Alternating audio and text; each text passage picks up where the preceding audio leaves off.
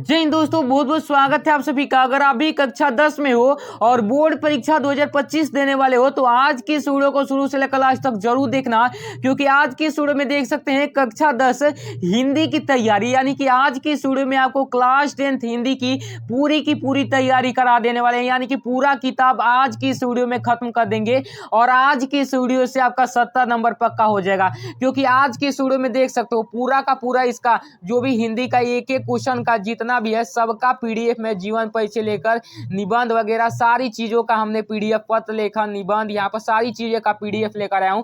और इस वीडियो में देख सकते हो कि महत्वपूर्ण गद्यांश भी आपका खत्म हो जाएगा, महत्वपूर्ण पद्यांश भी खत्म हो जाएगा, संस्कृत गद्यांश, महत्वपूर्ण संस्कृत पद्यांश, लेखक परिचय, कवि परिचय, संस्कृत प्रश्नोत्तर, श्लोक लेखन, महत्वपूर्ण निबंध, महत्वपूर्ण पत्र लेखन, ये सारे टॉपिक आज की इस वीडियो में खलास कर देने वाले हैं। और इसका A to Z free PDF notes भी देने वाला हूं। कहां मिलेगा पीडीएफ नोट्स, बस थोड़ी देर में बताऊंगा। और आज की इस वीडियो से आपका 95% लाना बिल्कुल फिक्स हो जाएगा, यानी कि 95% की गारंटी से केवल यही चैनल तैयारी कराता है। और आज की इस वीडियो से आपका 95% बिल्कुल फिक्स हो जाएगा।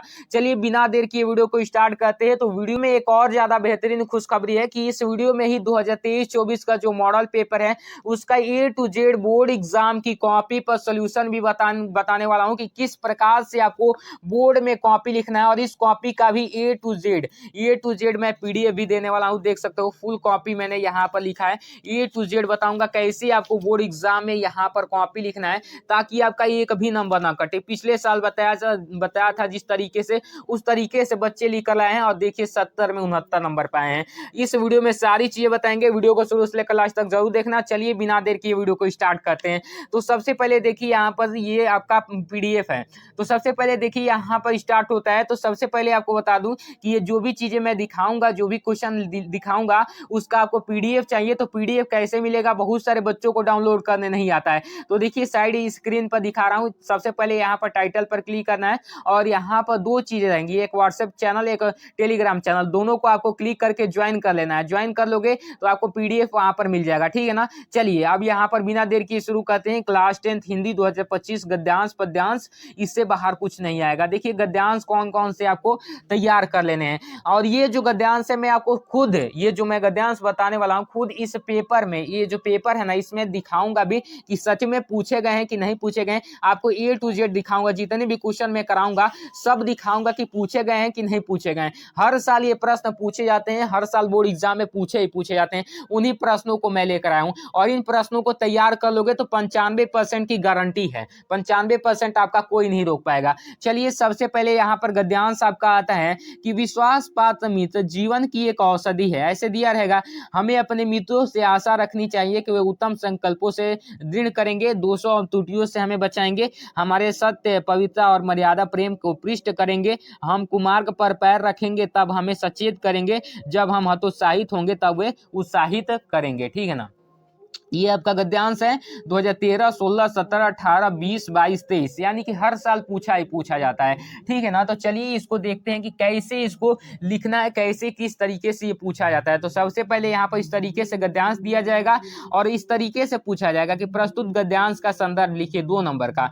उसके बाद पूछेगा क्वेश्चन की यहाँ पर रेखांकित अंश की व्याख्या कीजिए 2 नंबर का, ठीक है ना। उसके बाद पूछेगा कि यहाँ पर एक क्वेश्चन पूछेगा इसी से रिलेटेड, ये जो आपका गद्यांश रहेगा इसी से रिलेटेड एक प्रश्न पूछेगा। देखिए यहाँ पर पूछा गया कि लेखक ने अच्छे मित्र की क्या क्या कर्तव्य बताएं, पूरा इसका बताऊंगा A to Z। देखिए अच्छे से याद कर लीजिएगा, याद करने की ज्यादा जरूरत नहीं पड़ेगी, आपको वीडियो देखते ही देखते याद करवा दूंगा। देखिए सबसे पहले इसको पहचानेंगे कैसे वो समझिए।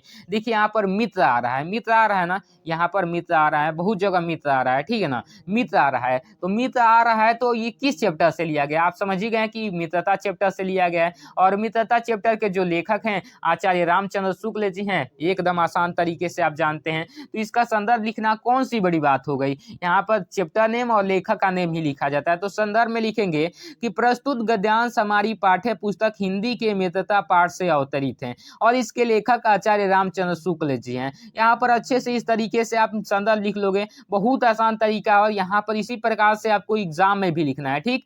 चलिए महत्वपूर्ण सारी चीज आज की वीडियो में कोई भी चीज छोड़ेंगे नहीं, सब चीज आपको बता देंगे। उसके बाद देखिए यहाँ पर कहता है कि रेखांकित अंश की व्याख्या कीजिए, यानी कि जो आपका ये अंडरलाइन किया गया है ये पूरा, इसकी आपको व्याख्या बतानी है। तो देखिए कैसे व्याख्या लिखेंगे कि शुक्ल जी कहते हैं, शुक्ल जी क्या कहते हैं कि जिस प्रकार औषधि हमारे शरीर के अनेक प्रकार के रोगों से बचाकर हमारे जीवन को स्वस्थ बना देती है, मतलब औषधि जिस प्रकार हमें रोगों से बचाकर स्वस्थ बना देती है, उसी प्रकार विश्वसनीय मित्र अनेक बुराइयों से बचाकर हमारे जीवन को अत्यंत सुंदर, उन्नत तथा सुंदर बनाता है। ठीक, जब भी हम गलत रास्ते पर जाते हैं तो हमें समझाए, और जब भी हम निराश होते हैं तो आशा का संचार कर उत्साहित करें। बिल्कुल भी भागिएगा नहीं, वीडियो छोड़कर अगर भागोगे तो बहुत बड़ी गलती कर दोगे, क्योंकि मात्र 1 घंटे की वीडियो में आपका पूरा हिंदी खत्म हो जाएगा। और अभी तो जीवन परिचय जो कि काफी आसान तरीके से मैं याद कराने वाला हूँ, निबंध, वो देखना मत भूलना, क्योंकि 10 नंबर का जीवन परिचय और 9 नंबर का निबंध पूछा जाता है। 5 मिनट 10 मिनट लगेंगे और आपका 20 नंबर तुरंत फिक्स हो जाएगा, और ये भी समझ लेना इसमें भी नंबर फिक्स है। ठीक, चलिए अब एक प्रश्न पूछा गया था तो उसका उत्तर हो जाएगा कि लेखक ने अच्छे मित्र का यह कर्तव्य बताया कि हमें उत्तम कार्यों में प्रवृत्ति करे, मन के अच्छे विचारों को उत्पन्न करे, बुराइयों और गलतियों से हमें बचाए। ये आपका हो जाएगा उसका आंसर। उसके बाद यहाँ पर कहता है कि कुसंग का जवाब, दूसरा नंबर गद्यांश जो इंपॉर्टेंट है, कि कुसंग का जवाब सबसे भयानक होता है, यह केवल नीति और सद्बुद्धि का ही नाश नहीं करता बल्कि बुद्धि का भी क्षय करता है। किसी युवा पुरुष की संगति यदि बुरी हो तो वह उसके पैरों में बंधी चक्की के समान होगी, जो उसे दिन प्रतिदिन अवनत के गड्ढे में गिराती जाएगी, और अच्छी होगी तो सहारा देने वाले बाहु के समान होगी, जो निरंतर उन्नति की ओर बढ़ाती जाएगी या फिर उठाती जाएगी। 2013, 15, 17, 18, 19, 20, 22, यानी कि हर साल आपके बोर्ड एग्जाम में ये जो गद्यांश पूछे जाते हैं। तो इसका सबसे पहले क्या पूछेगा, संदर्भ पूछेगा, रेखांकित अंश की व्याख्या और एक प्रश्न पूछेगा। तो देखिए कहते हैं इसको कैसे करेंगे। तो सबसे पहले हम लिखेंगे रेखांकित अंश की व्याख्या। इसमें क्या लिखेंगे कि शुक्ल जी कहते हैं कि, यहाँ पर शुक्ल जी कहते हैं कि बुरी संगति घातक बुखार के समान हानिकारक होती है। कैसी होती है भाई, बुरी संगति जो होती है घातक बुखार के समान हानिकारक होती है। अब देखिए यहाँ पर कैसे लिखेंगे, जिस प्रकार कोई व्यक्ति यदि भयानक ज्वर से ग्रसित हो जाए, यानी कि बुखार से ग्रसित हो जाए, तो वह ज्वर उसके शरीर को और स्वास्थ्य को नष्ट कर देता है और कभी कभी प्राण भी ले लेता है। ठीक उसी प्रकार देखिए, प्राण भी ले लेता है। उसके बाद यहाँ पर उसी प्रकार बुरी संगति भी हमारे नैतिकता, सदाचार, मन तथा बुद्धि को नष्ट कर देती है। कुसंगति किसी युवा मनुष्य की सारी प्रगति रोक देती है।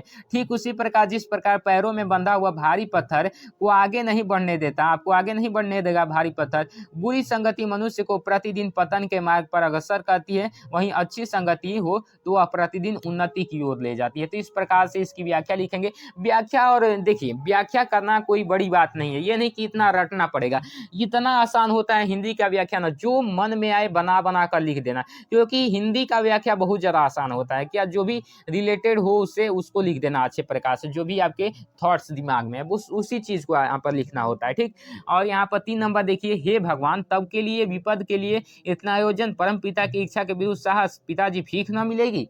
यहाँ पर देखिए सबसे पहले देख लीजिए, यहाँ पर ये पेपर में भी पूछा गया था, देख लीजिए, आपको दिखाता चलूंगा सारी चीजें। यहाँ पर लिखेंगे संदर्भ, देखिए ये हर साल पूछा जाता है। लिखेंगे प्रस्तुत गद्यांश हमारी पाठ्य पुस्तक हिंदी के ममता नामक पाठ से लिया गया है और इसके लेखक श्री जयशंकर प्रसाद जी हैं। कौन है? श्री जयशंकर प्रसाद जी। अब यहाँ पर देखिए व्याख्या लिखेंगे कि लेखक जयशंकर प्रसाद का कहना है कि जब ममता के सोने के आभूषण से भरा हुआ थाल देखा तब यहाँ पर वह हतप्रत हो गई। अब यहाँ पर वह आश्चर्य प्रकट करती हुई अपने पिता से कहती है, क्या कहती है? कहती है कि वह यहाँ पर पिता से कहती है कि आप विपत्ति के लिए इतने धन संग्रह क्यों किया है? भगवान की इच्छा के विरुद्ध अपने यह बहुत बड़ा दुस्साहस किया है। ठीक है ना? इस प्रकार से यही चीज को सेम अच्छे से थोड़ा बड़ा बड़ा कर कर लिख दोगे, वही आपकी व्याख्या हो जाती है। ठीक, चलिए यहाँ पर चलिए, उसके बाद आपका आता है एक और, यहाँ पर देखिए कहता है कि अश्वारोही पास आया, ममता ने रुक रुक कर कहा, मैं नहीं जानती कि सांसा था या साधारण मुगल, पर एक दिन इसी झोपड़ी के नीचे रहा। अब मैंने सुना था कि वह मेरा घर बनवाने की आज्ञा दे चुका था। मैं आजीवन अपनी झोपड़ी के खोदे जाने के डर से भयभीत रही। भगवान ने सुन लिया, आज इसे छोड़ जा रही हूँ, तुम इसका मकान बनाओ महल, मैं अपने चिर विश्राम गृह में जाती हूँ। 2024, 23, 22 हर साल पूछा गया था। ये कह रहा है कि प्रस्तुत अवतरण का संदर्भ लिखिए। तो इसमें कहेंगे कि देखिए ममता वाला चैप्टर से लिया गया है, तो आप जानती हैं। संदर्भ अभी आपको आगे बताया, सेम उसी प्रकार से लिख देना। अब व्याख्या में क्या लिखेंगे, लिखेंगे श्री जयशंकर प्रसाद जी कहते हैं, या फिर लिखेंगे लेखक कहते हैं कि इस प्रकार से ममता ने अश्वारोही को बुलाकर यहाँ पर उससे कहा कि उस व्यक्ति ने मेरे घर का नवनिर्माण कराने का आदेश अपने एक अधीनस्थ को दिया था, और मतलब कि अपने जो अधिकारी हैं उनको दिया था। उसके बाद देखिए, मैं अपनी पूरी जिंदगी इस भय से भयभीत रही। किस भय से, तो इस भय से भयभीत रही कि कहीं मैं अपने इस मामूली से घर से बेघर ना हो जाऊं, लेकिन ईश्वर ने मेरी प्रार्थना सुन ली और मुझे जीवित रहते बेघर होने से बचा लिया। अब आज मैं इसे छोड़ जा रही हूं, अब तुम यहाँ पर मकान बनाओ अथवा महल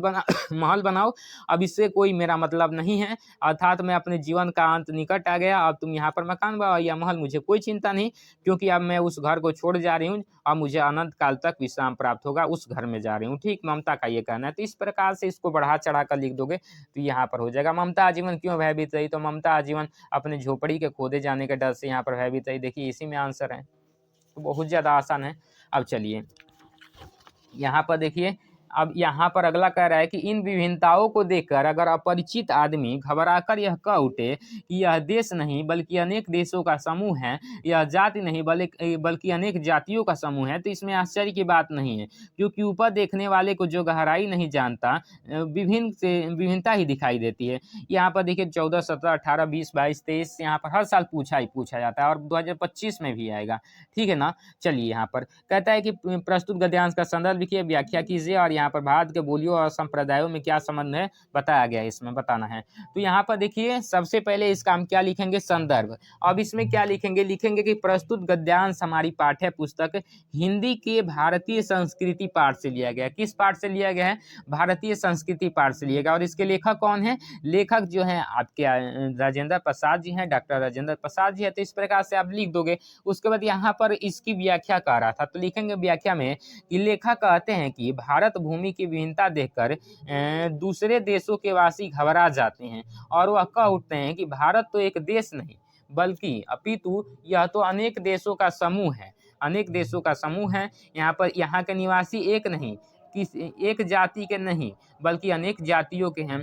दूसरे देशवासियों को इस प्रकार की बात में आश्चर्य करने योग्य कुछ भी नहीं है, क्योंकि वो इस देश को ऊपर ही ऊपर अर्थात सतही दृष्टि से नहीं देखते, इस प्रकार गहराई में नहीं उतरते। निश्चित ही ऐसे लोगों को विभिन्नता दिखाई ही देगी, क्योंकि देखिए इसमें बताया गया कि कोई दूसरा बाहर का लोग हमारे देश के बारे में क्या कह रहा है, उस चीज़ को बताए हैं इन्होंने कि जो दूसरे देखेंगे वो ऊपरी दृष्टि से देखेंगे, जमीनी दृष्टि से नहीं देखेंगे, तो उनको विभिन्नता ही दिखाई देगी। तो इस प्रकार से आप बना चना कर लिख दीजिएगा। अब चलिए उसके बाद यहाँ पर आता है आपका कि यह एक नैतिक और आध्यात्मिक स्रोत है जो अनंत काल से प्रत्यक्ष या अप्रत्यक्ष रूप में संपूर्ण देश में बहता रहा है और कभी कभी मूर्ति बनकर होकर हमारे पास आता रहा है।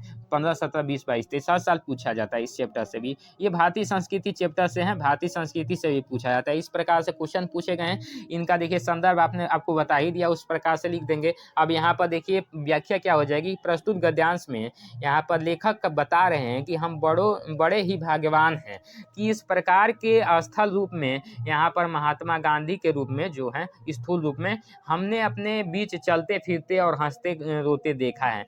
इसी मूर्ति रूप में परमात्मा स्वतंत्रता और परिणाम स्वरूप सूख चुकी हमारी हड्डियों में अमृत तत्व की स्मृति दिलाकर नई मज्जा प्रदान की है, यानी कि नया खून प्रदान किया है। ठीक इस प्रकार से यहाँ पर इसका हो जाएगा। अब उसके बाद यहाँ पर इसका क्या कर रहा था कि अपने अमृत को याद दिलाकर किसने हमारे मृत प्राय शरीर में प्राण फूंक दिए, तो अपने अमृत का याद दिलाकर महात्मा गांधी ने हमारे मृत प्राय शरीर में प्राण फूंक दिए। इस प्रकार से उसके बाद यहाँ पर लिखेंगे कि हमारी संस्कृति का मूलाधार इसी अहिंसा तत्व पर स्थापित रहा है, जहाँ हमारे नैतिक सिद्धांतों का वर्णन आया है। अहिंसा को ही उसने मुख्य स्थान दिया है। अहिंसा का दूसरा नाम था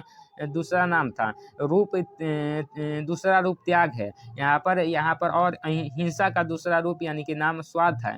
ठीक है ना, जो प्राय भोग के रूप में यहाँ पर आगे देखिए हमारे सामने आता है, ठीक है ना। अब पर हमारी सभ्यता तो भोग के त्याग से ही नहीं निकला और भोग भी त्याग में नहीं पाया है। यहाँ पर 15, 17, 20, 22, 23 यहाँ पर करें प्रस्तुत गद्यांश का संदर्भ लिखिए, रेखांकित अंशों की व्याख्या कीजिए, हमारे नैतिक सिद्धांतों में किस चीज़ का प्रमुख स्थान दिया गया है इसके बारे में यहाँ पर बताना है, इसका दूसरा रूप क्या है बताना है। देखिए संदर्भ सबसे पहले लिखेंगे क्या कि यहाँ पर देखिए लिखेंगे प्रस्तुत गद्यांश में लेखक ने बताया है कि भारतीय संस्कृति में हिंसा और अवधारणा का विशेष महत्व है। क्या महत्व है? विशेष महत्व है। संस्कृति ने नैतिक मान्यताओं का विशेष महत्व होता है। भारतीय संस्कृति में स्वीकृत अधिकांश नैतिक मान्यताएं भी अहिंसा के तत्व पर ही आधारित हैं। अहिंसा का दूसरा नाम त्याग है। इसी प्रकार हिंसा का दूसरा नाम स्वार्थ है। हिंसा का रूप पदार्थों के भोग के रूप में हमारे सामने आता है। बहुत सही। यहाँ पर मनुष्य स्वार्थ के कारण जब पदार्थों का अकेला ही उपभोग करता है तभी हिंसा का जन्म होता है, ठीक। उसके बाद देखिए जब तक किसी वस्तु का त्याग नहीं करेंगे तब तक दूसरा उपभोग नहीं कर सकता। इस प्रकार त्याग से ही भोग की प्राप्ति होती है। अभी जस्ट रुके रहना, अभी जस्ट यहाँ पर इसके बाद पद्यांश वाला आएगा जो कि काफी इंपॉर्टेंट और आसान होता है। अब चलिए हमारे नैतिक सिद्धांतों में हिंसा का प्रमुख स्थान दिया गया है, इसका दूसरा रूप त्याग होता है। ये क्वेश्चन का आंसर हो गया, ठीक। अब चलिए एक और है, एक के बाद उसके बाद यहाँ पर देखिए एक और है, उसके बाद खत्म हो जाएगा। इसको मैं नहीं बताऊंगा, इसको आपको पीडीएफ में दे दूंगा, आप अच्छे से तैयार कर लीजिएगा। आज का मनुष्य वाला बहुत मतलब कम ही पूछा जाता है, इस कारण मैं आपको अभी नहीं बता रहा हूँ, पीडीएफ में दे दूंगा, तैयार कर लीजिएगा, ठीक। हमारा ये जो है संस्कृत हिंदी का जो है गद्यांश खत्म हो गया, ठीक। यानी कि इतने को जो मैंने बताया 6-7 बताया, भाई कोई नहीं कहेगा कि जो बता रहा हूँ सेम वही आएगा, नहीं। 7 बता दिया, 7-8 को जो बता दिया उसको अगर आप तैयार कर लोगे तो यहाँ पर आपका बिल्कुल सही कितना 7 बता दिए, तैयार कर लोगे तो 1 से 2 जरूर फंस जाएंगे, ठीक है ना। इस प्रकार से आपको बताता हूँ, ठीक। चलिए अब चलिए महत्वपूर्ण पद्यांश कौन कौन से हैं इसको देख लेते हैं। तो महत्वपूर्ण पद्यांश में देखिए उधो मोहि बज बिसत नहीं, वृंदावन गोकुल वन उपवन सघन कुंच की छाई, प्रात समय मात जसमती अरुनंद देख सुख पावत, माखन रोटी दही सजयो अति हित साथ खावत, गोपी ग्वाल बाल संखेलत सब दिन हसत सिरात, सूरदास धनी धनी ब्रजवासी जिन्हु हित जदुतात। इस प्रकार से आपका पूछा जाता है महत्वपूर्ण संस्कृत पद्यांश। अब चलिए यहाँ पर इसमें लिखेंगे प्रस्तुत पद्यांश का संदर्भ लिखिए, रेखांकित अंश की व्याख्या कीजिए, श्री कृष्ण किसके ध्यान में खोकर रह गए हैं। ये आपसे प्रश्न इस प्रकार पूछा जाता है। तो इसमें लिखेंगे संदर्भ में प्रस्तुत पद्यांश हमारी पाठ्य पुस्तक हिंदी के सूरदास द्वारा रचित सूरसागर से लिया गया है। ये आपका कैसे पता चला कि सूरदास जी लिखे हैं? तो देखिए यहाँ पर सूरदास आ रहा है, अब सूरदास आ रहा है तो आपको पता चलेगा ना संदर्भ की कैसे लिखना है। सूरदास द्वारा लिखा गया, सूरदास का एक ही है आपके 10 में सूरसागर, तो बस सूरसागर से लिया गया लिख दोगे। अब व्याख्या कितना आसान हो जाएगा। देखिए कह रहा है व्याख्या के श्री कृष्ण ने उद्धव ब्रजवासियों के दीन दशा सुनी और उन्हीं के ध्यान में खो गए। वे उद्धव जी से कहते हैं कि ब्रज को भूल नहीं पाता हूँ, वृंदावन गोकुल और वन उपवन मुझे आज भी याद आते हैं, वहाँ के घने कुंजों की छाया मैं भूल नहीं पाता, नंद बाबा और जसोदा माता को देखकर जो मुझे सुख मिलता था वह मुझे अब रहकर स्मरण होता है। अब यहाँ पर लिखेंगे वे मुझे माखन रोटी और दही भली प्रकार जमाकर खिलाया करते थे, या फिर यहाँ पर कितने प्रेम से खिलाते थे, इस प्रकार से लिख देंगे। इसी का बहुत ज़्यादा आसान होता है, इसी चीज़ को हिंदी में कन्वर्ट करके लिख देना होता है, ठीक है। ये ब्रज भाषा है, अब इसको हिंदी में कन्वर्ट करके लिख देना होता है। किसके ध्यान में खोकर आ गए हो? तो ब्रजवासियों के ध्यान में खोकर रह गए हैं। इसका पूरा का पूरा पीडीएफ दे दूंगा व्हाट्सएप चैनल और टेलीग्राम ग्रुप पर, जाकर वहां से डाउनलोड कर लेना। एक और यहाँ पर है उधो मन भय न 10-20, एक तो सो गए श्याम संको और आध्यो ईस, इंद्र शिथिल भई केशव बिनु जो देहि बिनु शीस, आशा लगी रही तनि श्वासा जीव ही कोटि बरिस, तुम तो सखा श्याम सुंदर के सकल जो के सूर हमारे नंदन बिनु को नहीं जगदीश। संदर्भ रेखांकित अंश की व्याख्या उद्धव जी मथुरा से गोकुल क्यों आए, इस तरीके से प्रश्न पूछे जाएंगे। देखिए कितने साल रिपीट किया है। तो यहाँ पर संदर्भ जैसे पिछले वाला था वही सूरदास द्वारा लिखा गया, सूरसागर से लिया गया, तो उस प्रकार से लिख देंगे। अब यहाँ पर लिखेंगे व्याख्या में क्या लिखेंगे? गोपिया उद्धव जी से कहती है कि हे उद्धव, हमारा मन कोई 10-20 नहीं है, सभी के तरह हमारा भी एक ही मन है। अब यहाँ पर और वह भी कृष्ण के साथ चला गया है, अतः मन के बिना तुम्हारे बताए निर्गुण ब्रह्म की आराधना कैसे करें, अर्थात बिना मन के ब्रह्मा की आराधना भी करना असंभव है, यानी कि संभव नहीं है। श्री कृष्ण के बिना हमारी सारी इंद्रियां निष्क्रिय हो गई है। अब देखिए हमारी दशा बिना सिर के प्राणी जैसी हो गई है। कृष्ण के लौटने की आशा के सहारे हम करोड़ों वर्षों तक जीवित रह लेंगे, इस प्रकार से हो जाएगा। अब चलिए, अब यहाँ पर पूछा गया था कि उद्धव जी मथुरा से गोकुल क्यों आए, तो उद्धव जी गोपियों के योग यानी कि मिलन का संदेश देने मथुरा से गोकुल आए थे। ठीक इस प्रकार से लिख दोगे। उसके बाद देखिए कहता है कि शीश जटा 3 नंबर शीश जटा यहाँ पर उर्वा विशाल विलोचन लाल तिरछी सी भाव है तुन सरासन बान धरे तुलसी बन मारक के सूठ सौ है सादर बरही बार सुभाय चितौ तुम त्यो हमारो मन मोहे पूछति ग्राम बधु सियसो कहो सावरे के सखी रावरे के है। यहाँ पर ये हर साल पूछा जाता है, थोड़ा टेढ़ा है लेकिन हर साल एक न एक पूछा ही जाता है ऐसा टेढ़ा मेढ़ा। देख लीजिए 2023 में 24 में पूछा गया था। देखिए ये आपको ये पता चल जाना कि श्री राम जी के बारे में बता रहा है, सीता जी आ रहा है ना, यहाँ पर देखिए सिया मतलब सीता जी होता है, तो सीता जी के बारे में बता रहे हैं, तो आप जान ही गए कि श्री राम जी का बताया जा रहा है। अब देखिए श्री राम जी का कौन बताए हैं, तुलसीदास जी बताए हैं, तो तुलसीदास जी यहाँ पर इसके रचयिता हो गए। अब देखिए यहाँ पर सीताराम जी पूछते हैं सीता जी से, यहाँ पर कौन पूछता है, सखिया पूछती हैं कि ये सांवरे कौन है तुम्हारे, यानी कि सीता जी और राम जी जब वन में गए हैं तब की ये बात कर रहे हैं। तो यहाँ पर बहुत ज़्यादा आसान हो जाएगा संदर्भ इसका कि प्रस्तुत पद्यांश गोस्वामी तुलसीदास द्वारा रचित कविताली से हमारी पाठ्य पुस्तक हिंदी के खंड में संकलित वन पद पर शीर्षक से अवतरित है। या फिर ऐसे भी लिख सकते हो कि प्रस्तुत पद्यांश गोस्वामी तुलसीदास द्वारा रचित हमारी पाठ्य पुस्तक हिंदी के खंड में संकलित वन पद पर कविता से अवतरित है। इस प्रकार से अब चलिए व्याख्या क्या लिखेंगे। ग्राम बधुए सीता जी से पूछ रही है कि जो सिर और जटा धारण किए हुए हैं, सिर पर जटा धारण किए हुए हैं, जिसके वक्ष स्थल और भुजाएं विशाल हैं, नेत्र लाल हैं तथा भौहें तिरछी सी हैं, वे तरकस धनुष और बाण धारण किए हुए वन के मार्ग में बहुत शोभामान हो रहे हैं, जो सहज स्वाभाविक रूप में बड़े सम्मान के साथ बार बार तुम्हारी ओर देखते हुए हमारा मन भी आकर्षित कर रहे हैं। हे सखी, तुम हमें यह बताओ कि ये सुंदर सांवले रूप वाले राम तुम्हारे कौन लगते हैं। ठीक इस प्रकार से इसका व्याख्या हो जाएगा। उसके बाद पूछा था कि सांवरे के सखी प्रयुक्त में कौन सा अलंकार है। अलंकार पूछा जाता है, जब भी पद्यांश वाला पूछेगा तो एक अलंकार पूछ देगा। यहाँ पर स आ रहा है, स यानी कि अनुप्रास अलंकार हो जाएगा। वर्णों की आवृत्ति जहाँ होती है तो अनुप्रास अलंकार हो जाता है। ठीक, अब चलिए यहाँ पर अगला है सुनि सुधारस बैन।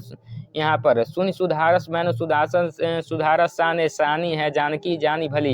यहाँ पर देखिए उसके बाद तीछे करी नैन तिंदे सेन तिन्हें समुझाई कछु मुस्कुराई चली तुलसी ते अवसर सौ सबे अवलोकित लोचन ला उस अली अनुराग तड़ाक में भान उदय बिकसी मनोकुंज की कली। यहाँ पर 2023 में भी आया था और मॉडल पेपर में भी आया है। ठीक है ना, अभी जस्ट मॉडल पेपर का भी सोल्यूशन कराऊंगा, जो अंत तक बने रहेगा वही देखेगा।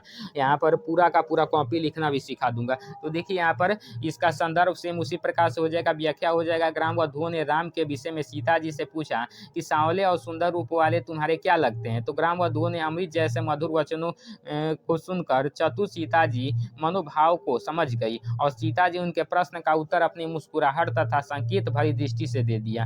ठीक है ना, उसके बाद देखिए दे दिया, उन्हें मुख से कुछ बोलने की आवश्यकता नहीं पड़ी। उन्होंने स्त्री लोचन लज्जा के कारण केवल संकेत से ही राम के विषय में यह समझा दिया कि यह मेरे पति हैं। तुलसीदास जी कहते हैं कि सीता जी के संकेत को समझकर सभी सखियां राम के सौंदर्य को एकटक देखती हुई अपने नेत्रों का लाभ प्राप्त करने लगी। उस समय ऐसा प्रतीत हो रहा था मानो प्रेम सरोवर में राम रूपी सूर्य का उदय हो गया हो और ग्राम वधुओं के नेत्र रूपी कमल की सुंदर कलियां खिल गई हो। इसका अर्थ हुआ अनुराग तड़ाग में भानु उदय बिकसी मणि कुंजल की छाई में। अब उसके बाद कह रहा था कि अनुराग तड़ाग में कौन सा क्या अर्थ अनुराग तड़ाग का। तो अनुराग और तड़ाग का अर्थ होता है प्रेम रूपी सरोवर। अनुराग मतलब प्रेम होता है, तड़ाग माने सरोवर होता है, तो इस प्रकार से प्रेम रूपी सरोवर हो जाएगा।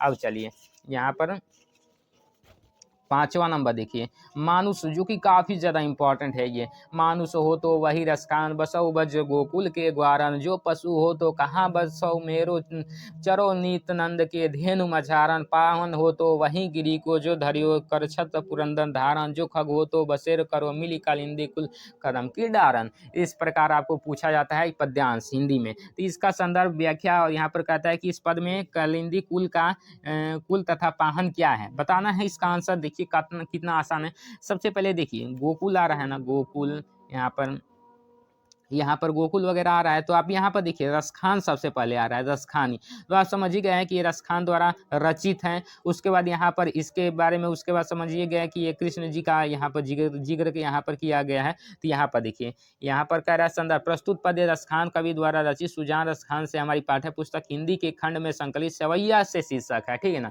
इनके सवैया है उसी से अवतरित है। यहाँ पर व्याख्या में लिखेंगे, रसखान कवि कहते हैं कि हे भगवान, मैं मृत्यु के बाद यदि अगले जन्म में जन्म लूंगी अगले में, तो मुझे मनुष्य के रूप में जन्म प्राप्त करूं, तो मेरी इच्छा है कि ब्रज के भूमि में गोकुल के ग्वालों के मध्य निवास करूं। यानी कि रसखान जी कहते हैं भगवान से कि अगर मैं अगला जन्म प्राप्त करूं, मेरा अगला जन्म हो, तो मेरी यही इच्छा है कि गोकुल में ही मेरा जन्म हो और उनके ग्वालों के बीच ही हो। ठीक, उसके बाद देखिए यहाँ पर उसके बाद कह रहा है कि यदि मैं पशु योनि में जन्म लूँ तो मेरा यही जिस पर मेरा वश नहीं है, तो फिर मेरी यही इच्छा है कि नंद के गायों के बीच ही मैं यहाँ पर विचरण करूँ। ठीक, उसके बाद यहाँ पर यदि मैं अगले जन्म में पत्थर बना तो मेरी इच्छा है कि गोवर्धन पर्वत का पत्थर बनूँ, जिसे कृष्ण ने अपनी उंगली पर उठाया था। उसके बाद यहाँ पर कह रहा है कि यदि मुझे पंछी में जन्म हुआ तो मेरी यही इच्छा है कि यमुना नदी के किनारे मैं स्थित कदम के वृक्ष की शाखाओं पर ही निवास करूं। इसका मतलब यह है कि रसखान जी टोटली चाहते थे कि वहीं पर मेरा जन्म हो। कहाँ पर? तो यहाँ ब्रज में, ठीक है ना। अब चलिए यहाँ पर कहता है कि इस पद में कालिंदी कुल यमुना नदी किनारा है यहाँ पर, और पाहन जो है पत्थर कहते हैं, पाहन को पाषाण यानी कि पत्थर कहते हैं। कालिंदी कुल का मतलब यमुना नदी का किनारा, और पाषाण मतलब यानी कि पाहन मतलब पाषाण यानी कि पत्थर होता है। ठीक, उसके बाद यहाँ पर देखिए जो कि इम्पोर्टेंट है ये भी, सच्चा प्रेम वही है जिसकी तृप्त आत्मा बलि पर निर्भर हो, त्याग बिना निष्प्राण प्रेम है, करो प्रेम पर प्राण निछावर, देश प्रेम व पुण्य क्षेत्र है, अमल असीम त्याग के विलसित। यहाँ पर इसका संदर्भ व्याख्या, और यहाँ पर कहता है कि अमल और विलसित शब्दों का अर्थ बताइए। तो यहाँ पर लिखेंगे संदर्भ, प्रस्तुत पद्यांश हमारी पाठ्य पुस्तक हिंदी के काव्य खंड में संकलित राम नरेश त्रिपाठी द्वारा रचित स्वदेश प्रेम शीर्षक कविता से अवतरित है। यहाँ पर इसकी व्याख्या लिखेंगे कि कवि कहता है कि सच्चा प्रेम वही है जिसमें आत्म त्याग और की भावना होती है, अर्थात आत्म त्याग पर ही सच्चा प्रेम निर्भर होता है। सच्चे प्रेम के लिए यदि हम अपने प्राणों को निछावर करना पड़े तो पीछे नहीं हटना चाहिए। बिना त्याग के प्रेम प्राणहीन व अमृत है, त्याग से प्रेम के प्राणों का संचार होता है, अतः सच्चे प्रेम के लिए प्राणों का बलिदान करना सदैव प्रस्तुत रहना चाहिए।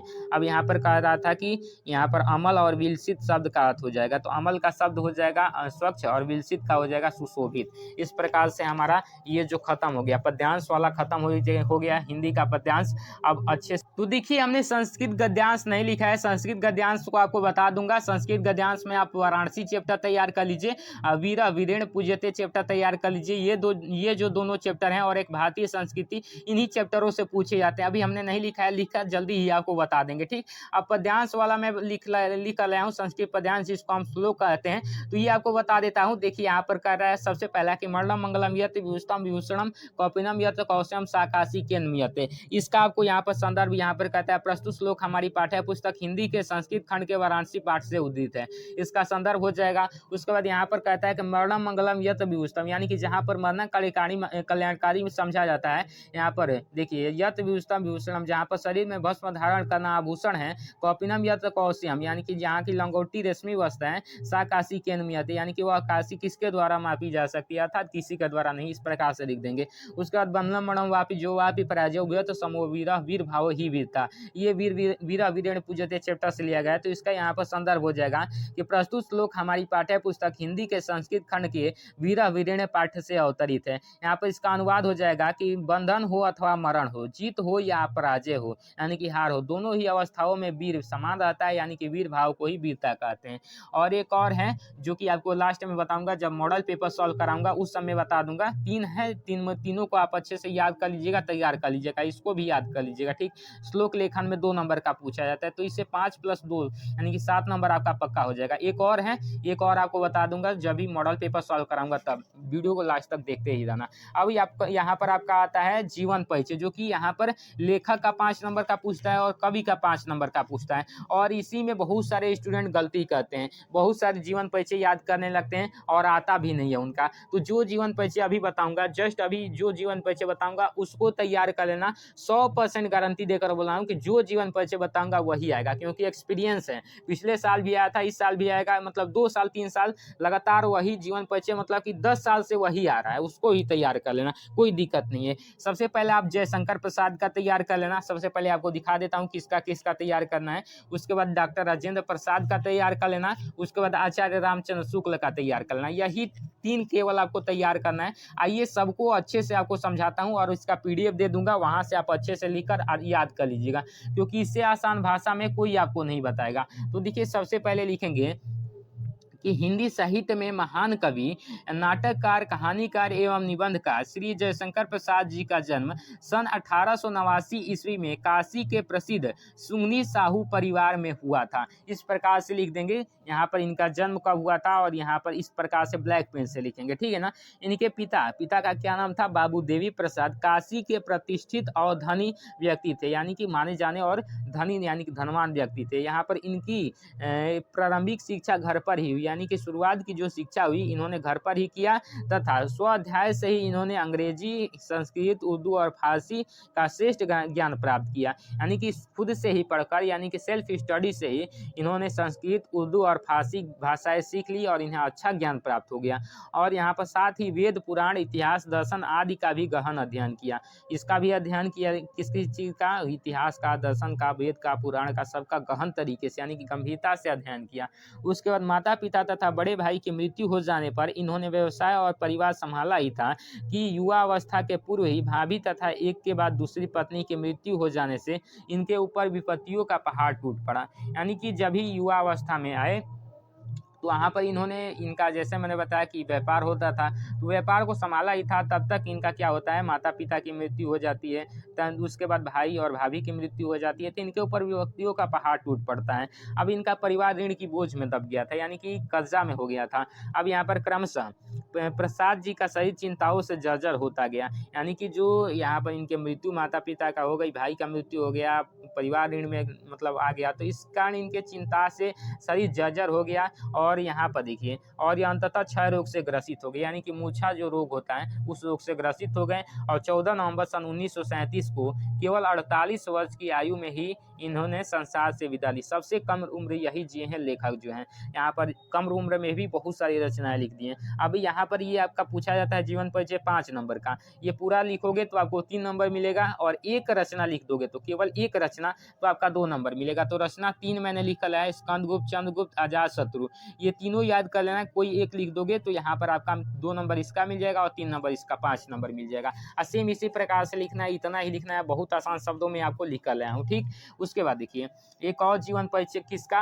डॉक्टर राजेंद्र प्रसाद का। डॉक्टर राजेंद्र प्रसाद का जीवन परिचय क्या कहता है? देश रत्न डॉक्टर राजेंद्र प्रसाद का जन्म कहाँ हुआ था? 1884 में बिहार राज्य के छपरा के जीरादेई नामक ग्राम में हुआ था। बिहार राज्य के छपरा में जीरादेई नामक ग्राम में हुआ था। इनके पिता का नाम महादेव सहाय था। उसके बाद यहाँ पर देखिए, इनका परिवार गांव के यहाँ पर संपन्न और प्रतिष्ठित कृषक परिवारों में से था। इनका यहाँ पर इन्होंने कोलकाता विश्वविद्यालय से MA LLB की परीक्षा उत्तीर्ण की। उसके बाद देखिए यहाँ पर ये प्रतिभा संपन्न एवं मेधावी छात्र थे, यानी कि पढ़ने में बहुत तेज थे और परीक्षा में सदैव प्रथम आते थे, यानी कि फर्स्ट आते थे। कुछ समय तक मुजफ्फरपुर कॉलेज में अध्ययन करते रहे और इसके पश्चात वे पटना और कोलकाता हाई कोर्ट में वकील भी रहे। उसके बाद इनका झुकाव प्रारंभ में ही राष्ट्र सेवा की ओर था, यानी कि देश की सेवा की ओर था। सन 1917 में इन्होंने चंपारण आंदोलन में भाग लिया। 1917 का गांधी जी ने जो चंपारण आंदोलन शुरू किया उसमें भी इन्होंने भाग लिया। उसके बाद देखिए इनकी प्रतिभा, कर्तव्य निष्ठा, ईमानदारी और निष्पक्षता से प्रभावित होकर इनको भारत गणराज्य का प्रथम राष्ट्रपति बनाया गया।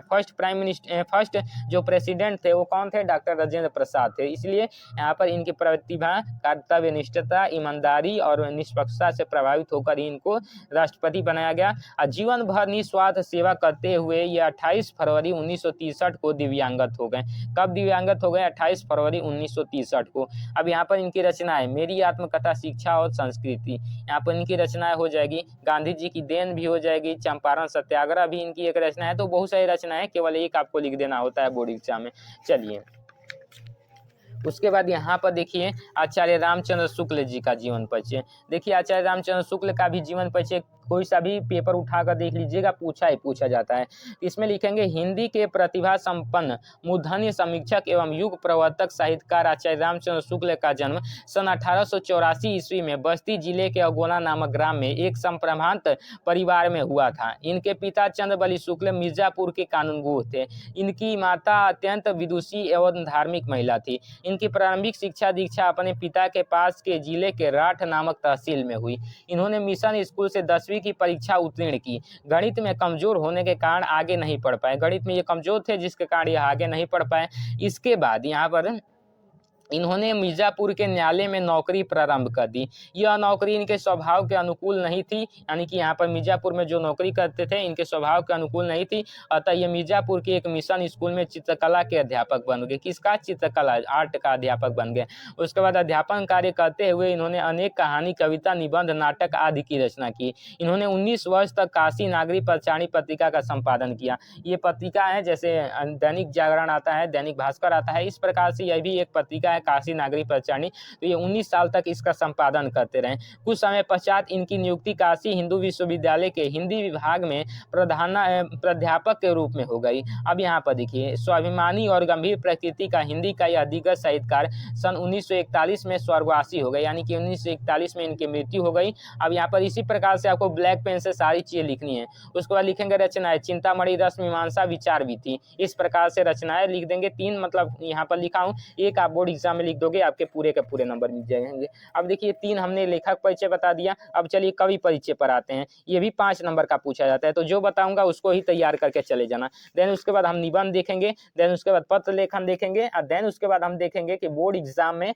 कॉपियां कैसे लिखनी है। जो कॉपी आती है बोर्ड एग्जाम में उसको कैसे लिखना है, पेपर को पूरा सोल्यूशन करके दिखाऊंगा, अंत तक बने रहिएगा। चलिए यहाँ पर देखिए, सबसे पहले ये कवि परिचय में सूरदास का जीवन परिचय भी बहुत ज़्यादा इंपॉर्टेंट है, हर साल पूछा जाता है।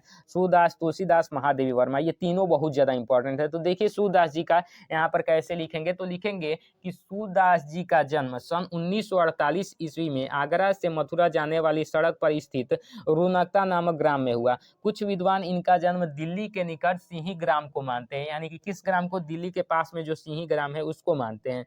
उसके बाद देखिए, सूरदास जी जन्मांध थे, इस विषय में भी अनेक मतभेद हैं। सूरदास जी के बचपन से ही रुचि भगवत भक्ति के गायन में थी। इनसे भक्ति का एक पद सुनकर पुष्टि मार्ग के संस्थापक महाप्रभु वल्लभाचार्य ने इन्हें अपना शिष्य बना लिया और श्रीनाथ जी के मंदिर के कीर्तन का सारा भार सौंप दिया। श्री वल्लभाचार्य के पुत्र विठलनाथ ने अष्ट साहब के नाम से 8 कृष्ण भक्त कवियों का संगठन किया। यहाँ पर देखिए, सूरदास जी के सर्वश्रेष्ठ कवि थे, जिसमें यहाँ पर अष्ट साहब के जो कवि आए थे 8, उसमें सबसे श्रेष्ठ जो थे सूरदास जी थे। यहाँ पर ये गौ घाट पर रहकर जीवन पर्यंत कृष्ण की लीलाओं का गायन करते रहे। सूरदास जी का गोलोकवास यानी कि मृत्यु सन 1583 में गोसाई विठलनाथ के सामने यहाँ पर पासोली ग्राम में हुआ। अब यहाँ पर बहुत सी जगह यहाँ पर देखोगे तो यहाँ पर 20वीं भी देता है, ईस्वी और 20वीं, तो इसमें 57 जोड़ दोगे तो विक्रमी संवत यानी कि 20वीं निकल जाता है। तो इस प्रकार से भी दिया जाता है कहीं कहीं।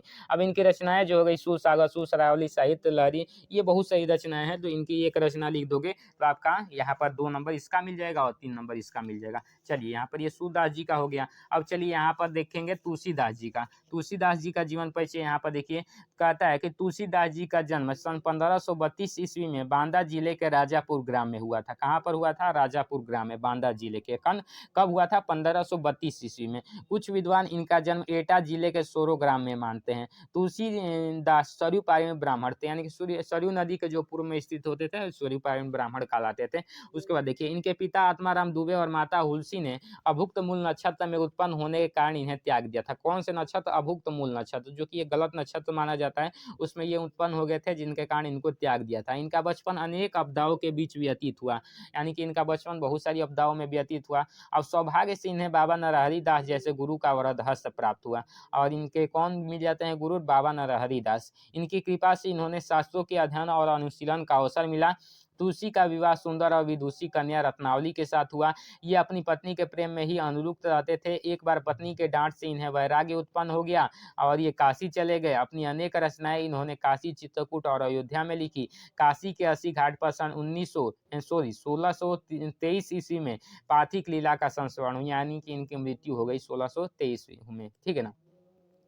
यहाँ पर इनका एक दोहा भी प्रसिद्ध है कि संवत 1680, यानी कि ये तो ईस्वी है, संवत 1680 में 80 अंक के तीर श्रावण शुक्ल सप्तमी तुलसी तजो शरीर, इनका एक दोहा प्रसिद्ध है, तो उसको भी याद कर लीजिएगा, आसान रहेगा। रचना है रामचरितमानस, कवितावली, दोहावली।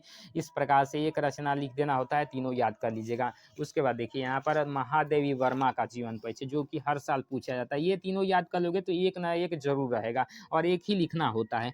चलिए यहाँ पर देखिए, यहाँ पर महादेवी वर्मा का जीवन परिचय देखिए। श्रीमती महादेवी वर्मा का जन्म उत्तर प्रदेश के फर्रुखा जनपद में सन 1907 में होलिकोत्सव के दिन हुआ था। महादेवी वर्मा का जन्म फर्रुखाबाद उत्तर प्रदेश में ही है, वहाँ पर 1907 में हुआ था। किस दिन? होलिका उत्सव, यानी कि होली के उत्सव के दिन हुआ था। अब देखिए इनका एक और पूछा जाता है कि आधुनिक युग की मीरा के नाम से कौन प्रसिद्ध है, तो महादेवी वर्मा ही प्रसिद्ध है। हर साल ये पूछा जाता है ऑब्जेक्टिव में। यहाँ पर इनके पिता गोविंद प्रसाद वर्मा भागलपुर के एक कॉलेज में प्रधानाचार्य और माता हेमरानी विदुषी और धार्मिक स्वभाव की महिला थी। इनकी प्रारंभिक शिक्षा इंदौर के उच्च शिक्षा प्रयाग में हुई थी। संस्कृत में एमए की उत्तीर्ण करने के बाद परीक्षा यहाँ पर प्रयाग में महिला विद्यापीठ में प्राचार्य हो गई, यानी कि प्रधानाचार्य हो गए, ठीक है ना। यहाँ पर इनका विवाह छोटी सी आयु में ही हो गया। इनके पति डॉक्टर थे। वैचारिक साम्य न होने के कारण ये यहाँ पर अपने पति से अलग रहती थी। यहाँ पर देखिए कुछ समय तक इन्होंने चांद पत्रिका का संपादन किया, यानी कि कुछ समय तक ये चांद पत्रिका जो है, जैसे मैंने बताया ना दैनिक भास्कर वगैरह है, तो उसी प्रकार की पत्रिका इनकी थी, चांद पत्रिका, इनका संपादन किया। इनकी साहित्य सेवाओं के लिए राष्ट्रपति ने इन्हें पद्म भूषण से उपाधि से अलंकृत किया। उत्तर प्रदेश हिंदी संस्थान द्वारा 18 मई 1983 को इन्हें हिंदी के सर्वश्रेष्ठ कवियत्री के रूप में भारत भारती पुरस्कार प्रदान करके सम्मानित किया गया। सितंबर 1987 ईस्वी को इस संसार से विदा हो गई है। कौन? महादेवी वर्मा। यहाँ पर रचनाएं दीप शिखा, निहार, संध्या गीत, बहुत सारी इनकी रचना है। एक लिख दोगे तो आपका 5 नंबर, इसका 2 नंबर और इसका 3 नंबर, 5 नंबर मिल जाएगा। अब ये हमारा जीवन परिचय भी खत्म हो गया। सबका PDF आपको मिलेगा, कहाँ पर मिलेगा? तो मेरे टेलीग्राम चैनल पर और व्हाट्सएप चैनल पर मिल जाएगा, ठीक। चलिए अब निबंध देख लेते हैं। निबंध देखने के बाद आपको बताएंगे जस्ट कि आपको कॉपी कैसे लिखना है, ठीक ना। चलिए यहाँ पर निबंध में क्या आता है? प्रदूषण की समस्या और समाधान। यहाँ पर इस निबंध को अच्छे से देख लीजिए। सबसे पहले कहता है निबंध जब भी लिखना होता है तो सबसे पहले हम क्या लिखते हैं? रूपरेखा लिखते हैं। रूपरेखा क्या लिखेंगे? प्रस्तावना। रूपरेखा में सबसे पहली हेडिंग आपकी रहेगी, वो रहेगी प्रस्तावना, ठीक। देन उसके बाद यहाँ पर लिखेंगे क्या? प्रस्तावना के बाद जो भी इस निबंध से रिलेटेड चीजें होगी उसको लिखेंगे, ठीक है ना। उसके बाद लास्ट में इसमें जो डाला जाता है अपना उपसंहार डाला जाता है। क्या? उपसंहार। प्रस्तावना और सबसे लास्ट में उपसंहार, ये दोनों हमेशा कोई भी निबंध हो सब में रहेगा, और बीच की चीजें निबंध के अकॉर्डिंग चेंज होगी, यानी कि निबंध के बारे में लिखने के लिए चेंज होगी। अब देखिए अब यहाँ पर समझ लीजिए अच्छे से प्रस्तावना क्या होता है और प्रस्तावना में क्या चीजें लिखी जाती है। तो प्रस्तावना निबंध का इंट्रोडक्शन कहलाता है, यानी कि निबंध के बारे में जो भी चीजें हैं उसको प्रस्तावना में आपको बता देना होता है। इसका इंट्रोडक्शन, जैसे आपका इंट्रोडक्शन होता है सेम उसी प्रकार से। तो देखिए प्रस्तावना में क्या लिखेंगे? आज का मानव औद्योगिकरण के जंजाल में फंसकर स्वयं भी मशीनों का गुलाम बनकर रह गया है। वो अपने पर्यावरण का भी ध्यान नहीं रख पा रहा है। और एक और नई समस्या उत्पन्न हो गई है, वह है प्रदूषण की समस्या। इस समय हमारे समक्ष बड़ी चुनौती पर्यावरण को बचाने की है, क्योंकि हवा, पानी, मिट्टी सभी क्या हो चुके हैं? दूषित हो चुके हैं। इस प्रकार से प्रस्तावना लिख दोगे। उसके बाद यहाँ पर लिखोगे प्रदूषण का अर्थ। पर्यावरण का निर्माण प्रकृति द्वारा किया गया है। प्रकृति द्वारा पर्यावरण जीवधारियों के अनुकूल होता है। जब वातावरण में हानिकारक घटक आ जाते हैं तो यह दूषित होने लगता है, उसे ही प्रदूषण कहते हैं, ठीक। इस प्रकार से हो जाएगा। अब चलिए यहाँ पर लिखेंगे हेडिंग और प्रदूषण के प्रकार। हेडिंग बनाना जरूरी है, निबंध में हेडिंग ही होता है। बिना हेडिंग का कितना भी पेज लिख दोगे कोई मायने नहीं रखता। हेडिंग बनाकर लिखोगे तो 7 के 7 नंबर पूरे के पूरे दिए जाते हैं। पहले तो 9 नंबर का आता था, लेकिन अब 7 नंबर का कर दिया गया निबंध। प्रदूषण के प्रकार में लिखेंगे आज के वातावरण में प्रदूषण इन रूपों में दिखाई देता है। सबसे पहला वायु प्रदूषण। वायु में अनेक हानिकारक घटक पदार्थ के मिलने से वायु दूषित हो जाती है, जिससे वायु प्रदूषण का खतरा बढ़ता है। यह सबसे अधिक मोटर बाइक, चिमनी से निकलने वाला धुआं पराली को जलाने से फैलता है। उसके बाद यहाँ पर लिखेंगे जल प्रदूषण। जल को जीवन कहा जाता है। इसके बिना पेड़ पौधे, जीव जंतु का अस्तित्व भी नहीं है। बड़े बड़े नगरों में गंदे नालों व कारखानों द्वारा निकली मैल से नदी में मिला दिए जाते हैं, जिससे जल प्रदूषण हो जाता है, ठीक। इस प्रकार से लिख देंगे, ठीक। चलिए इसी प्रकार से आपको प्रदूषण का समस्या और समाधान जो भी है इस प्रकार का निबंध लिखना है, ठीक है ना। चलिए यहाँ पर इसी हो गया। अब उसके बाद यहाँ पर लिखेंगे ध्वनि ध्वनि प्रदूषण। ठीक, ध्वनि प्रदूषण में आप क्या लिखोगे अच्छे से समझना, बिल्कुल भी स्किप मत करना वीडियो को। देखिए ध्वनि प्रदूषण में लिखेंगे कि यहाँ पर ध्वनि प्रदूषण भी आज की नई समस्या है। मोटर, कार, ट्रैक्टर, विमान, लाउड स्पीकर ध्वनि प्रदूषण उत्पन्न करते हैं। अत्यधिक ध्वनि प्रदूषण से क्रोध, अनिंदा उत्पन्न होता है। ठीक है ना। अब चलिए प्रदूषण की समस्या तथा इससे हानियां। बढ़ती हुई जनसंख्या और औद्योगिकरण प्रदूषण की समस्या पैदा कर रही है। यहाँ पर प्रदूषण की समस्या से मानव यानी कि मनुष्य जानलेवा बीमारियों का शिकार हो रहा है। इससे मनुष्य अपंग, बहरा, दृष्टि बाधित हो रहा है। तो प्रदूषण का समस्या और हानियां में ये लिख देंगे। उसके बाद देखिए यहाँ पर लिखेंगे समस्या का समाधान। प्रदूषण से बचने के लिए हमें वृक्षारोपण करना चाहिए। कूड़ा करकट को कूड़ेदान में फेंकना चाहिए। प्लास्टिक का उपयोग कम से कम करने से यह खतरा कम होता है। ठीक है ना। उपसंहार लिखेंगे, कहते हैं ना कि लास्ट में, शुरू में प्रस्तावना और लास्ट में उपसंहार लिखना जरूरी है। इसमें लिखेंगे भारत सरकार प्रदूषण की समस्या के प्रति जागरूक है। उसने 1974 ईस्वी में जल प्रदूषण निवारण अधिनियम लागू किया। इसके अंतर्गत वनों की कटाई रोकने की दिशा में कठोर नियम लगाए गए। इस प्रकार से उपसंहार लिख देंगे। उसके बाद देखिए यहाँ पर अगला जो आपका निबंध आता है वो कौन सा निबंध है, आतंकवाद की समस्या और समाधान। तो देखिए इसको कैसे लिखना है यहाँ पर। उसके बाद एक और आएगा जनसंख्या वृद्धि की समस्या और समाधान पर। तो देखिए यहाँ पर आतंकवाद के समस्या और समाधान में क्या लिखोगे, प्रस्तावना में लिखोगे कि आतंकवाद का सबसे पहले प्रस्तावना, आतंकवाद का अर्थ, आतंकवाद एक विश्वव्यापी समस्या, भारत में आतंकवाद, आतंकवाद का समाधान, उपसंहार। इस प्रकार से आप लिखोगे। अब प्रस्तावना में क्या लिखोगे, आतंकवाद हिंसा का एक ग्रुप है जो गैर कानूनी तरीकों से लोगों को डराने धमकाने के लिए आतंकवादियों द्वारा अपनाया जाता है। आतंकवाद लगभग दुनिया के सभी देशों में विस्तार रूप ले रहा है। ठीक, आतंकवाद का अर्थ, आतंकवाद एक ऐसी पशु प्रवृत्ति है जिसकी न कोई जाति है, न कोई धर्म है, न समाज है, न ही राष्ट्र है। यह तो विघटनकारी तत्वों द्वारा स्वधन्य होकर किया गया सामूहिक हिंसात्मक प्रयास है जिसमें राष्ट्रद्रोह के प्रति दाग और देशभक्ति के प्रति द्वेष भाव मुख्य रूप से रहता है। ठीक, उस प्रकार से यहाँ पर लिख दोगे। उसके बाद आतंकवाद एक विश्वव्यापी समस्या। इसमें लिखोगे कि आज लगभग समस्त विश्व में आतंकवादी सक्रिय हैं। ये आतंकवादी समस्त विश्व में राजनीतिक स्वार्थ की पूर्ति के लिए राजनीतिक हिंसा और हत्याओं का सहारा ले रहे हैं। वहीं कुछ आतंकी गुटों ने अपना एक अंतर्राष्ट्रीय संगठन भी बना लिया है। इस प्रकार से आप लिख दोगे। उसके बाद यहाँ पर एक और हेडिंग बनाएंगे, भारत में आतंकवाद। इसमें लिखेंगे कि हमारे भारत में आतंकवाद का शीत दिन प्रतिदिन उठता ही जा रहा है। इन्होंने बड़े बड़े सरकारी अधिकारियों को मौत के घाट उतार दिए। भारत में पूर्वी राज्यों नागालैंड, मिजोरम, मणिपुर, त्रिपुरा में अनेक बार ऐसी हिंसाएं फैली है। आतंकवाद का समाधान, इसमें क्या लिखना है, भारत सरकार ने आतंकवादी गतिविधियों को बड़ी गंभीरता से लिया है।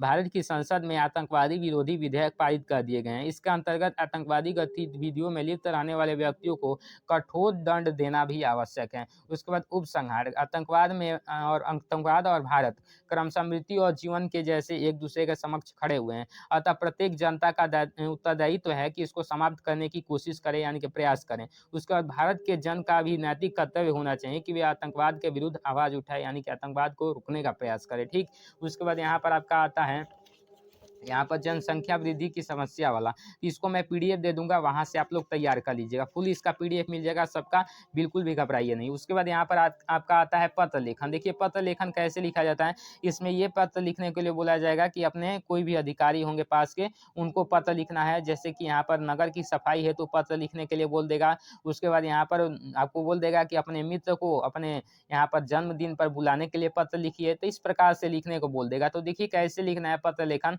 यहाँ पर लिखेंगे सबसे पहले जब भी किसी अधिकारी को बोले पत्र लेखन लिखने को, तो सबसे पहले ऐसे लिखेंगे, सेवा में लिखने के बाद कॉमा लगाएंगे और ठीक उसके नीचे लिखेंगे जिस भी अधिकारी को लिख रहे हो उसका नाम लिख देंगे। जैसे यहाँ पर हम लिख रहे हैं नगर निगम अध्यक्ष को, यानी कि सफाई कराना है तो नगर निगम अध्यक्ष को हम लिखेंगे। तो नगर निगम अध्यक्ष हमने लिख दिया। अब जिस भी एरिया के आप नगर निगम अध्यक्ष को लिखने वाले हो, जैसे मैंने बलिया उत्तर प्रदेश लिख दिया। उसके बाद यहाँ पर एक लाइन छोड़कर लिखेंगे विषय में क्या लिखेंगे, नगर की सफाई हेतु, यानी कि हमारे जो गांव है यानी कि शहर है उसकी सफाई करानी है। तो इसके सफाई हेतु हमें पत्र लिखना है, तो इसको यहाँ पर लिख देंगे। लिखेंगे महोदय, मैं आपका ध्यान शहर में व्याप्त गंदगी की ओर आकर्षित करना चाहता हूँ। जिन स्थानों पर नालियाँ बनाई गई है वे जगह जगह से टूट गई है। ठीक है ना।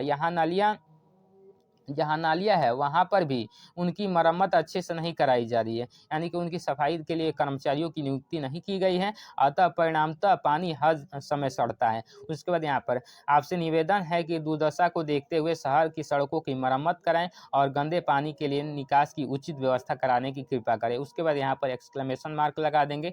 देन उसके बाद एक लाइन छोड़कर धन्यवाद, बहुत सारे मतलब यहाँ पर लिखते हैं स्टूडेंट, लेकिन यहाँ पर नहीं लिखना है। एक लाइन छोड़कर सेम इसी के सामने लिखना है। फॉर्मेट अगर आपका आपका सही रहेगा तो एक भी नंबर नहीं कटेगा, फॉर्मेट गलत हो जाएगा तो आधे नंबर दिए जाएंगे। तो देखिए धन्यवाद लिखेंगे, फिर अपना नाम लिख देंगे, और बोर्ड एग्जाम में अपना नाम नहीं लिखोगे तभी चल जाएगा, XYZ कुछ भी लिख देना, और यहाँ पर कुछ भी यहाँ पर भी दे देना, यहाँ पर तो देना जरूरी है, यहाँ पर 85 लिख देना या फिर 00 लिख देना, जो भी है 85 या फिर 00 लिख देना, क्योंकि आपका ये कोड होता है जो भी घर मकान संख्या होता है। या फिर यहाँ पर देखिए उसके बाद अपने जो क्षेत्र का नाम है उसको लिख देंगे अच्छे तरीके से, और उसके बाद यहाँ पर दिनांक लिख दोगे, दिनांक भी नहीं लिखोगे तभी चलेगा, यहाँ पर 00 इसको भी लिखकर यहाँ पर 4 गो 0 लगा दोगे तो हो जाएगा। ठीक, इस प्रकार से आपको पत्र लिखना है। अब चलिए यहाँ पर कॉपी दिखाते हैं, कॉपी कैसे लिखना है। तो देखिए कॉपी की स्पेशल वीडियो आएगी, ठीक है ना, कॉपी की स्पेशल वीडियो आएगी, कैसे लिखना है कल तक वीडियो आ जाएगी।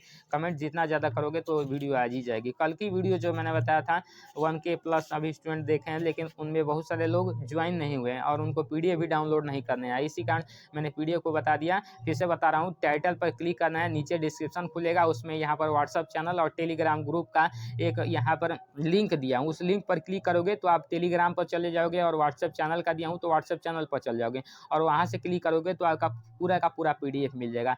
तो आज की इस वीडियो में पूरा अच्छे से क्लियर कर दिया, आपका 95% की गारंटी के साथ पूरा हिंदी को आज की इस वीडियो में वन शॉट खलास कर दिया, एकदम एक एक जो भी इंपॉर्टेंट चीज़ें हैं एक भी चीज़ें नहीं मिस किया हूँ, तो पूरा चीज़ तैयार करवा दिया हूँ। वीडियो कैसी लगी कमेंट जो बताइएगा, दोस्तों में शेयर कर दीजिएगा। मिलते हैं अगली वीडियो में, तब तक के लिए जय हिंद, वंदे मातरम।